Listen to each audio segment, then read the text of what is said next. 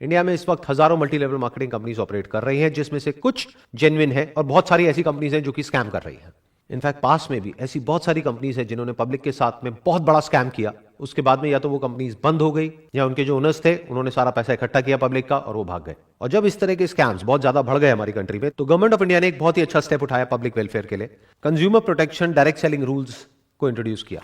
और अच्छी बात यह है कि ये सारे रूल्स हिंदी में भी लिखे हुए हैं और इंग्लिश में भी लिखे हुए हैं, जिससे कि कोई भी इंसान इसको अच्छे से पढ़ सके और समझ सके। इसका लिंक मेरी इस वीडियो के नीचे डिस्क्रिप्शन में है। इससे पहले कि मैं बात करूं कि ये रूल्स क्या है, हमको ये समझना बहुत जरूरी है कि जो डायरेक्ट सेलिंग इंडस्ट्री है इसकी शुरुआत कैसे हुई थी और उसके पीछे का लॉजिक क्या था।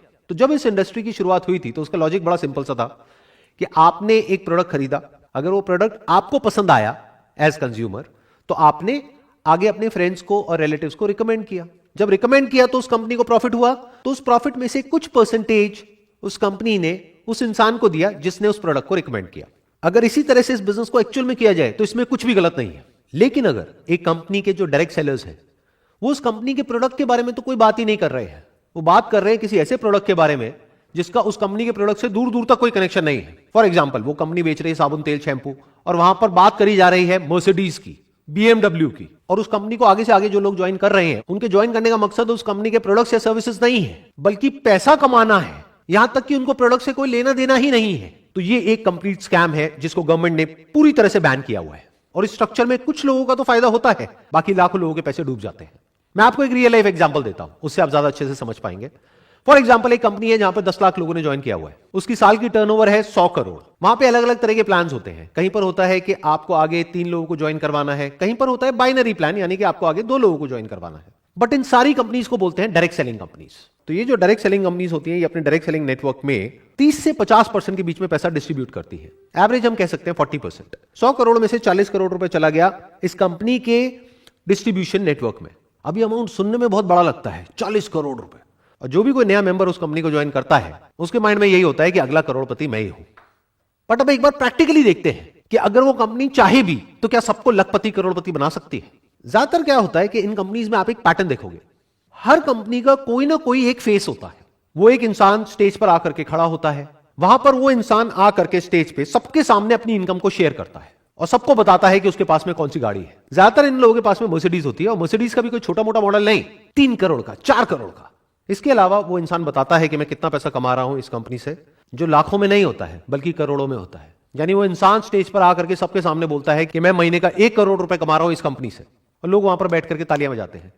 वो जो ताली बजा रहे हैं उनको ये नहीं पता है कि वो 1 करोड़ रुपए आ कहां से रहा है। इन अदर वर्ड्स कि अगर वो इंसान कह रहा है कि मैं महीने का 1 करोड़ रुपए कमा रहा हूं इस कंपनी से, इसका मतलब साल का कितना हो गया, 12 करोड़ रुपए। तो 100 करोड़ में से 12 करोड़ ये इंसान ले गया। इसके अलावा आप एक और बहुत इंटरेस्टिंग पैटर्न ऑब्जर्व करोगे अगर ध्यान से इस कंपनी के स्ट्रक्चर को समझोगे, कि वो जो एक इंसान होता है उसके नीचे कुछ लोग होते हैं जिसको डाउनलाइन बोलते हैं। उसमें 20 से 30 लोग ऐसे होते हैं जो महीने का लाखों रुपए कमा रहे होते हैं। तो अब एक बेसिक सी कैलकुलेशन करते हैं कि उस कंपनी में जो बाकी के लोग हैं, यानी 10 लाख लोग हैं, उनके हाथ में कितना पैसा आ रहा है। 12 करोड़ मिला उस एक इंसान को जो टॉप पर बैठा है, और 30 करोड़ मिला 29 लोगों को जो उससे नीचे वाले लेवल पर है, यानी हो गया 42 करोड़। यानी कि 42% पैसा यहां पर डिस्ट्रीब्यूट हो गया है। अब मैं मान लेता हूं उस कंपनी का पे आउट है 50%, तो बचा कितना, 8%, 8 करोड़ रुपए। ये 8 करोड़ किसके हाथ में आया, बाकी के जो 10 लाख लोग हैं उनके हाथ में। तो एक इंसान के हाथ में आता है 80 रुपए साल का। अब यहां पर समझने वाली बात यह है कि जो 80 रुपए है ये कैलकुलेशन के लिए एक एवरेज है, बट ऐसा एक्चुअल में नहीं होगा। एक्चुअल में क्या होगा, किसी के हाथ में हो सकता है 8,000 भी आ गया, किसी के हाथ में कुछ भी नहीं आया। तो मैं कोई नहीं होता आपको ये बोलने वाला कि आपको ये करना चाहिए नहीं करना चाहिए, ये डिसीजन आपका है, क्योंकि सिर्फ आपका पैसा नहीं लग रहा है, आपका टाइम भी लग रहा है। प्लस जब आप ऐसी कंपनीज को ज्वाइन करते हो तो बहुत सारी ऐसी कॉस्ट होती है जिसको आपने शुरू में कैलकुलेट नहीं किया होता है। जैसे इन कंपनीज के जो सेमिनार्स होते हैं, यूजुअली उसके लिए आपको टिकट खरीदनी होती है, ट्रैवल के पैसे लगते हैं, आपका टाइम यहां पर लग रहा है। तो आपको सारी कैलकुलेशंस करके चलना है कि आपने कितना पैसा और कितना टाइम लगाया, और साल के एंड में आपके पैसा कमाने की पॉसिबिलिटी क्या है।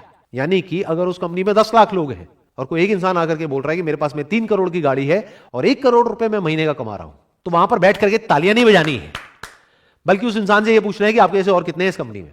यह पूछना क्यों जरूरी है, क्योंकि वो पैसा वो जो इंसान कमा रहा है वो आपकी जेब से आने वाला है। तो अब सवाल ये उठता है कि क्या सारी मल्टी लेवल मार्केटिंग कंपनीज जितनी भी है वो सब फ्रॉड है? ऐसा नहीं है, कुछ कंपनीज जेन्युइन भी है। लेकिन अब इस फर्क को कैसे किया जाए कि कौन सी कंपनी जेन्युइन है और कौन सी फ्रॉड है। तो आज हम यही काम करने वाले हैं, हम डिटेल में समझने वाले हैं कि कौन सी कंपनी जेन्युइन है और कौन सी फ्रॉड है। इसके बेसिस पे नहीं कि मुझे क्या लगता है या आपको क्या लगता है, बल्कि इसके बेसिस पर कि हमारी कंट्री का लॉ क्या कहता है। 28 दिसंबर 2021 को गवर्नमेंट का एक नोटिफिकेशन आता है जिसमें कि जितनी भी डायरेक्ट सेलिंग कंपनीज हैं उन सब के लिए प्रॉपर गवर्नमेंट ने कुछ रूल्स बनाए। मैंने डिटेल में इन सारे रूल्स को स्टडी किया और इसमें से कुछ इंपॉर्टेंट पॉइंट्स को हाईलाइट किया हुआ है जो हम सबके लिए एज कंज्यूमर समझना बहुत इंपॉर्टेंट है। इसमें कहा जा रहा है, no direct selling entity shall adopt any unfair trade practice in the course of its business और otherwise and shall abide by the requirements specified in any law for the time being in force. In other words, वो company जो भी आपको commit कर रही है अपने products या सर्विसेज को सेल करने से पहले या उस कंपनी को ज्वाइन करने से पहले, उसके बाद में उस कंपनी को उन सारे कमिटमेंट्स को पूरा करना ही पड़ेगा। अपनी एडवर्टाइजिंग के थ्रू या अपने डायरेक्ट सेलर नेटवर्क के थ्रू या किसी भी तरीके से वो कंपनी कोई भी किसी भी तरह का गलत कमिटमेंट करके आपको ज्वाइन नहीं करवा सकती है। अगर ऐसा वो कंपनी कर रही है तो इन रूल्स के अकॉर्डिंग वो बिल्कुल गलत है। अगेन एक बहुत इंपॉर्टेंट पॉइंट है यहां पर, every direct selling entity shall ensure that the advertisements for marketing of goods or services are consistent with the actual characteristics, access and usage conditions of such goods and services. इसका मतलब यह है कि वो जो डायरेक्ट सेलिंग कंपनी है या जो उसका नेटवर्क है डायरेक्ट सेलर्स का, उसमें से कोई भी ऐसा कोई भी एडवर्टीजमेंट नहीं दे सकते हैं कहीं पर भी जहां पर कि उस प्रोडक्ट को, उस सर्विस को या उस कंपनी का जो भी प्लान है उसको बहुत बढ़ा चढ़ा करके दिखाया जा रहा है कि वो है कुछ और उसको कुछ और ही दिखाया जा रहा है। अगर मैं इसका एक प्रैक्टिकल एग्जांपल आपको दूं तो आपने नोट किया होगा कि फेसबुक पर, इंस्टाग्राम पर, यूट्यूब पर ऐसी बहुत सारी एड्स आती हैं जहां पे किसी एक पर्टिकुलर सेगमेंट को टारगेट किया जाता है। जैसे कि अगर आप एक हाउसवाइफ हैं और घर बैठे बैठे लाखों रुपए कमाना चाहते हैं तो हमको कॉन्टैक्ट करिए। तो इस तरह की एडवर्टाइजिंग अगर कोई कंपनी कर रही है तो वो एक स्कैम है। अब ये एक पॉइंट है जो बहुत इंपॉर्टेंट है समझने के लिए। A direct selling entity which explicitly और इम्प्लिसिटली, मतलब कि डायरेक्टली या indirectly, vouches for the authenticity of the goods और services sold or guarantees that such goods or services are authentic shall bear the liability in any action related to the authenticity of such goods or services. मतलब कोई भी direct selling company या उसके साथ में जो भी लोग जुड़े हुए हैं वो ऐसी कोई भी गारंटी नहीं दे सकते हैं या कोई भी ऐसा क्लेम नहीं कर सकते हैं जिसको बाद में वो पूरा ना कर सके। फॉर एग्जाम्पल, वो कंपनी आपको ये कह रही है कि अगर आपने हमारी कंपनी को ज्वाइन किया और आप यहां से लाखों रुपए नहीं कमा सके तो आपके पैसे वापस हो जाएंगे, तो उस कंपनी को वो पैसे वापस करने ही पड़ेंगे। और यहां पर जो दो बहुत इंपॉर्टेंट वर्ड्स हैं वो हैं एक्सप्लिसिटली और इंप्लिसिटली, मतलब कि या तो डायरेक्टली आपने गारंटी दी है या इनडायरेक्टली दी है, तब भी आप उस गारंटी को पूरी करने के लिए लायबल है। फॉर एग्जांपल, अगर कोई कंपनी आपको ये कहती है कि हमारा ये प्रोडक्ट है, ये सर्विस है, इसको आप परचेज करो, इसको परचेज करने के बाद में आपकी जो इनकम है वो 10 गुना बढ़ जाएगी, तो अगर वो 10 गुना नहीं बढ़ती है तो उस कंपनी ने जो भी क्लेम्स करे हैं उस सबको पूरा करने के लिए वो कंपनी लायबल है। इसमें बिल्कुल क्लियरली लिखा हुआ है that every direct selling entity and every direct seller shall ensure that the terms of the offer are clear so as to enable the consumer to know the exact nature of offer being made and the commitment involved in placing any order. मतलब usually ऐसी companies में क्या होता है, ये आपके लिए एक तरीके का एक फनल बना देते हैं। यानी कि जब आप इन कंपनीज को ज्वाइन करते हो तो आपको कहा जाता है कि आपको सिर्फ 500 रुपए देना है या 1000 रुपए देना है। फिर वो 1000 रुपए देने के बाद में आपको पता लगता है कि आपको 5000 और देना है।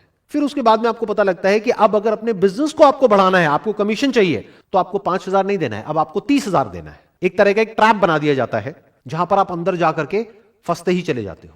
तो जो एक्चुअल इन्वेस्टमेंट होती है उस बिजनेस में वो उससे बहुत ज्यादा होती है जितनी की शुरू में दिख रही होती है या दिखाई जाती है। यह करना गलत है इन रूल्स के अकॉर्डिंग। आपको बिल्कुल क्लियर तरीके से उस इंसान को बताना है ज्वाइन करने से पहले, यानी उससे 1 रुपए भी लेने से पहले, कि इस स्टेज पर इतना इतना पैसा लगने वाला है। जैसे बहुत सारी कंपनीज ऐसी होती हैं जहां पर के ज्वाइन करने के बाद में अगर उन कंपनीज को आप कहोगे कि हमको डेटा चाहिए, जिस डेटा को हम कॉल कर सके और जिनको ये प्रोडक्ट और सर्विस बेच सके, तो उस डेटा के भी वो कंपनी आपसे पैसे लेगी। यानी वो कंपनी आपको बोलेगी कि एक लीड का आपको 40 रुपए या 50 रुपए देना है, तो अगर आपको 100 लीड चाहिए तो आपको 5000 रुपए देना है एक महीने का। साल का कितना हो गया? 60,000 रुपए। आप सोच के आए थे उस कंपनी में कि 10-20 हजार रुपए में मेरा काम शुरू हो जाएगा। साल के एंड में जब आप कैलकुलेट कर रहे हो तो आप देख रहे हो कि मेरा 20,000 रुपए नहीं लगा है, यहां पे 2 लाख रुपए लग गया है। तो यहां पे ये कहा जा रहा है कि ये सब कुछ आपको उस इंसान को ज्वाइन करने के बाद नहीं बताना है, पहले से बताना है। इसमें एक बहुत इंपॉर्टेंट क्लॉज है जिसको बहुत सारी कंपनीज वायलेट कर रही हैं खुलेआम।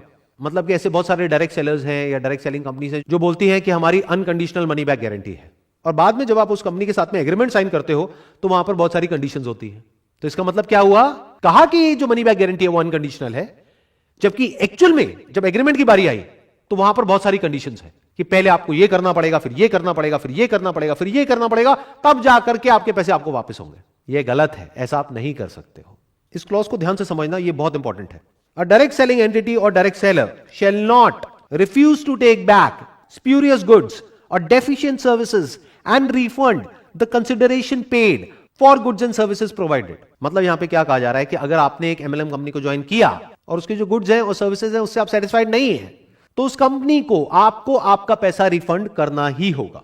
और यही सबसे बड़ा फर्क है एक जेन्युइन डायरेक्ट सेलिंग कंपनी में और एक फेक डायरेक्ट सेलिंग कंपनी में। जिस कंपनी को अपने प्रोडक्ट्स और सर्विसेज पे कॉन्फिडेंस होगा, उनकी जो मनी बैक गारंटी है वो अनकंडीशनल होगी। यानी कि वो कंपनी आपको ये नहीं बोलेगी कि आपने हमसे प्रोडक्ट खरीदा, सर्विस खरीदा, अब अगर आपको अपना पैसा वापस चाहिए तो आगे आपको इतने लोगों को और लेकर के आना पड़ेगा, तब आपको आपका पैसा वापस मिलेगा। अगर कोई कंपनी ऐसा बोल रही है तो वो एक स्कैम है। और यही बात जो मैंने अभी बोली है ये आगे एक और क्लॉज में क्लियरली मेंशन्ड है। A direct selling entity and a direct seller shall not induce consumers to make a purchase based upon the representation that they can recover the price by referring prospective customers to the direct sellers for similar purchases. In simple words, यहां पर क्या कहा जा रहा है कि आपके ऊपर किसी भी तरह का कोई भी प्रेशर नहीं होना चाहिए उस कंपनी के प्रोडक्ट्स या सर्विसेज को सेल करने के लिए या आगे किसी को मेंबर बनाने के लिए। अगर आप उस कंपनी के प्रोडक्ट्स से सर्विसेज से पूरी तरह से सेटिस्फाइड हो, तभी आपको रिकमेंड करना है आगे और लोगों को उस कंपनी को ज्वाइन करने के लिए। अगर ऐसा एक्चुअल में हो रहा है तो वो कंपनी जेन्युइन है, लेकिन अगर ऐसा नहीं हो रहा है तो वो एक स्कैम है। और ये सब तो वो है जो रूल्स में क्लियरली लिखा हुआ है कि ये करना गलत है। इसके अलावा ऐसी बहुत सारी चीजें हैं जो बहुत सारी एमएलएम कंपनीज में होती है, जो हो सकता है लीगली सही है लेकिन एथिकली बिल्कुल गलत है। मतलब कि अगर कोई भी डायरेक्ट सेलिंग कंपनी है जिसका कि एक डायरेक्ट सेलर्स का नेटवर्क है, तो स्ट्रक्चर में सारे लोगों को सिर्फ तब बेनिफिट हो सकता है जब जो प्रोडक्ट है वो सर्विस है उसकी अपने आप में इतनी वर्थ है कि अगर एक इंसान वहां से 1 रुपए भी ना कमाए तब भी उसको किसी तरह का कोई रिग्रेट ना हो कि मैंने इस कंपनी को ज्वाइन किया। मतलब कि हो सकता है जो गवर्नमेंट के रूल्स हैं डायरेक्ट सेलिंग इंडस्ट्री के लिए, वहां पर यह नहीं लिखा है कि उस कंपनी के जो प्रोडक्ट्स हैं और सर्विसेज हैं उसका प्राइस पॉइंट क्या होना चाहिए, लेकिन ये आपको देखना है उस कंपनी को ज्वाइन करने से पहले। फॉर एग्जांपल, वो कंपनी आपको साबुन का डब्बा बेच रही है 500 रुपए का, जिसके जैसा सेम प्रोडक्ट आपको मार्केट में मिल रहा है 50 रुपए का। तो अगर वहां पर आपको कोई कमीशन ना मिले, कोई इंसेंटिव ना मिले, कोई पैसे की बड़ी बड़ी बातें ना हो, कोई मर्सिडीज की बातें ना हो, बीएमडब्ल्यू की बातें ना हो, तब भी क्या आप वो प्रोडक्ट खरीदोगे? अगर तो जवाब है हां, तो वो कंपनी बहुत बढ़िया है। लेकिन अगर जवाब है ना, तो ये बिजनेस फंडामेंटली फ्लॉड है। क्योंकि ये जो बात अब मैं बोलने वाला हूं इसको ध्यान से समझिएगा, ये सिर्फ डायरेक्ट सेलिंग बिजनेस पर अप्लाई नहीं होता है, बल्कि किसी भी बिजनेस पे अप्लाई होता है। अगर उस बिजनेस में रिपीट बिजनेस नहीं आ रहा है, वर्ड ऑफ माउथ स्ट्रांग नहीं है, तो बिजनेस आज नहीं तो कल फेल होना ही होना है।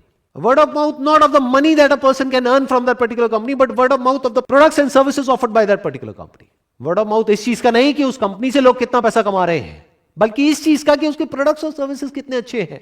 अगर एक्चुअल में उस कंपनी के प्रोडक्ट्स और सर्विसेज अच्छे हैं, कॉम्पिटिटिवली प्राइस्ड हैं, और अगर आप खुद अपने घर में उन प्रोडक्ट्स को बार बार यूज कर सकते हो, तो ये बिजनेस लॉन्ग टर्म में सक्सेसफुल हो सकता है।